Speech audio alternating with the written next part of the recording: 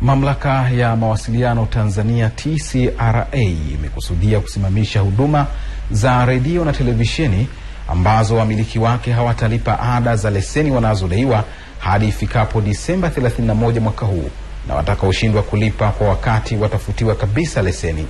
Kauli hiyo imekuja kutokana na mamlaka hiyo kudai vituo hivyo zaidi ya shilingi milioni 800 kama ada za utangazaji kwa vituo vya redio na televisheni. Ni kwa mujibu wa mkurugenzi wa mamlaka hiyo, Ali Simba. Taarifa ya Kasilda Mgeni Mulimila inafafanua zaidi. Akitoa taarifa kwa waandishi wa habari mkoani Morogoro, mkurugenzi wa mamlaka ya mawasiliano Tanzania anasema kumekuwepo na tatizo kwa watoa huduma kutolipa ada za leseni licha kuwepo kwa masharti ya uendeshaji wa vituo hivyo. Ada za leseni inapatwa na serikali ambayo hutumika kutunisha mfuko wa serikali ili kutoa huduma zingine kwa wananchi na kuendesha shughuli za mamlaka. Hivyo nachukua fursa hii kutaarifu umma kuwa mamlaka ya mawasiliano inakusudia ifikapo tarehe 31 Disemba kuwasimamisha watoa huduma wa radio na television ambao watakuwa hawajalipa ada zao mpaka tarehe 31.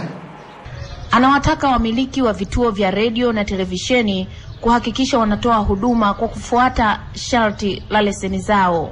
Naomba taarifa na mamlaka ya mawasiliano ipo katika hatua za mwisho za kuhakiki utumiaji wa masafa. Na wale wote ambao watumia masafa tunadaiwa kwa ajili ya kutoa huduma na huduma kwa jamii, tutachukua kwa mujibu wa sheria ya mawasiliano ya elektroniki na posta ya mwaka 2010 na kwa kuzingatia masharti ya leseni na mipango iliyowasilishwa kwetu wakati wa kuomba leseni hizo.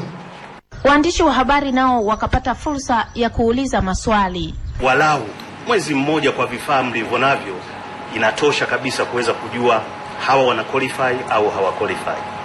Yaani gharama za kupata kuletea huduma ya mkonga taifa kwa kweli ni juu, kwa sababu ukiangalia labda uwe na matangazo mengi. Nataka kujua kutoka kwenu kwamba ni radio gani inaruhusiwa kuchukua matangazo ya biashara, community radio, radio ya dini, non commercial au commercial. Majibu yanatolewa kwa wanahabari hawa.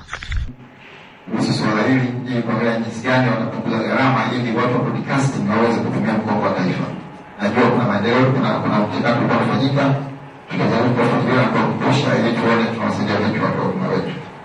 Katika hatua nyingine, TCRA imewataka wamiliki wa vyombo vya habari nchini kuhakikisha wanafuata sheria zilizopo ili kupunguza utoaji wa taarifa zinazokiuka maadili yanayowaongoza. Kasilda Mgeni Mulimila, Star TV, Morogoro.